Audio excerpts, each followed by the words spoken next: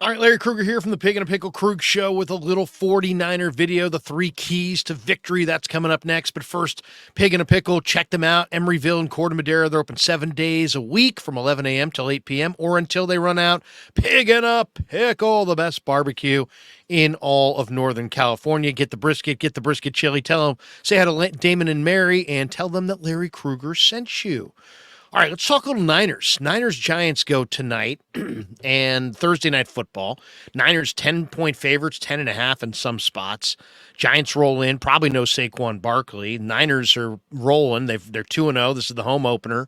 Giants have stayed out on the West Coast. They came back last week in the second half and beat the Arizona Cardinals, a game that the Giants trailed 20-0, and they won the second half 31-8 and wind up winning the game in the desert 31-28. So the Giants have stayed out here west, and they're trying to lick their wounds and get ready to play the Niners. So let's talk about the 3 keys to victory for the 49ers. Now, the Niner defensive line needs to dominate, and they need to dominate big time up front. Daniel Jones has been sacked 10 times in 2 games, second most in the NFL. The Giants have a rookie center. He's a good one. John Michael Schmitz is a good player, University of Minnesota, but he's a rookie. The left guard, Ben Bredesen from Michigan, is out with an injury. His backup, Joshua Zaidu, gave up 3 penalties last week and got torched. Andrew Thomas, their starting left tackle, is out. Matthew Peart from Connecticut is going to have to step in on the left side. So they got a brand new left side. They got a rookie center. Glowinski, the right guard, had a nightmarish week 1 against Dallas where he gave up 3 sacks. Evan Neal was their first-round pick in 2022, so he's still relatively a young player. The Niners' strength of their team is the D-line. Armstead, Kinlaw, Armstead, I should say, Hargrave, Drake Jackson, and obviously the great Nick Bosa. And then you got guys like Kinlaw and Givens and Kalia, and you got coming off the bench. So the Niner D-line's got to dominate up front. And when I say dominate, they got to sack the quarterback, and they got to really hem him in. Daniel Jones in the second half against Arizona last week ran wild. And when he's a big guy who can really run. He's got a tremendous arm, but to me, he's even more dangerous as a runner. And without Saquon Barkley, they're going to lean on Daniel Jones to run for first downs. If the Niners can keep him hemmed in the pocket and don't give him big, obvious run lanes, which means they have to have a coordinated rush, and it's early in the year to have a well-coordinated rush. But that's on Chris Kocurek to make sure they're coordinated in their rush and that they're spying Jones with a fast linebacker like a Greenlaw or a Warner. They got to make sure that Jones does not burn them with his legs, and they got to sack the quarterback. If they do that, that's probably the only key that's necessary to win this game. The Giants have a deep threat. It's a rookie named Jalen Hyatt, who's got a tremendous talent. He caught a 58-yard ball from Jones in the third quarter, and he's their explosive playmaker. Isaiah Hodgins and Darren Waller have great hands, phenomenal hands. They're big targets with great hands. So the coverage has got to be really tight. I would be really interested to see if Steve Wilks goes to a little bit more of a man-to-man defense on the back end against Waller and Hodgins, just because you don't want to give any room at all. Those guys understand how to sit in a soft spot in a zone, and they'll play pitch and catch. Jones will all day to those 2 big targets. You got to force him to go to the other receivers. Darius Slayton and Paris Campbell do not catch the ball nearly as well as Hodgins does, who's a Berean high school kid from Walnut Creek, by the way, went to Oregon State, or Darren Waller, the ex-Raider who came over in a trade for a third-round draft choice in the offseason. So that's really the key on defense.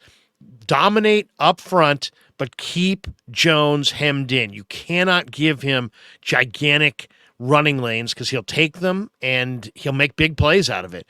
And he won't even slide down. He'll take off and burn you for 30 or 40 yards. I mean, he's that good of a runner. So that's key number 1. D-line has to dominate up front against the Giants. Key number 2, run the ball. And don't run it in the A gap at Dexter Lawrence. Run it in any spot but the A gap. New York's given up 136 yards per game through 2 games, 273 in 2 games so far. That's the 7th most in the NFL. Whether you're running it with McCaffrey, running it with Mitchell, running it with Mason, running it with Ray, running it with Debo, run the heck out of the football and dominate the time of possession and shorten the game. Why? It's a short week. You want this game to go by as fast as possible. You want to get in and get out and get the win as fast as possible. Run the ball. Run the ball. And if you run the ball, you have to take care of the football, because the only way, if you run the ball, you shorten the game, you make it a low-scoring game. The Giants can't win a high-scoring game, so it's a little bit of a gamble to run the ball and allow it to be more of a lower-scoring game. But the key is you can't turn it over. You cannot fumble. You cannot throw picks. You must take care of the football if you're going to commit to a run game. But I would do it because New York has not shown an ability to stop the run. Their inside backers, Bobby Okereke or Okereke, if you want to, I think he switched the pronunciation of his name, the former Stanford linebacker who used to be Bobby Okereke. He's one of their inside backers. Micah McFadden is the other, and you can run on these guys. You can get them blocked, and you can run on these guys. Okereke is a better player. Okereke is a better player, is a pass coverage player.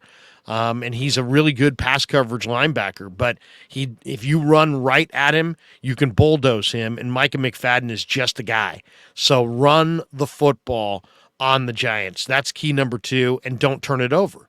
So if you can run the ball and commit to the run and you don't turn it over, I think that might be your fastest way to win. And then the other key here is look for the blitzes. The Giants defensive coordinator, Don Martindale, they were getting beat 60-0, 40-0 in week 1 against Dallas, 20-0 at halftime against Arizona. What was his reaction in the second half? He brought the freaking house. He blitzed everybody.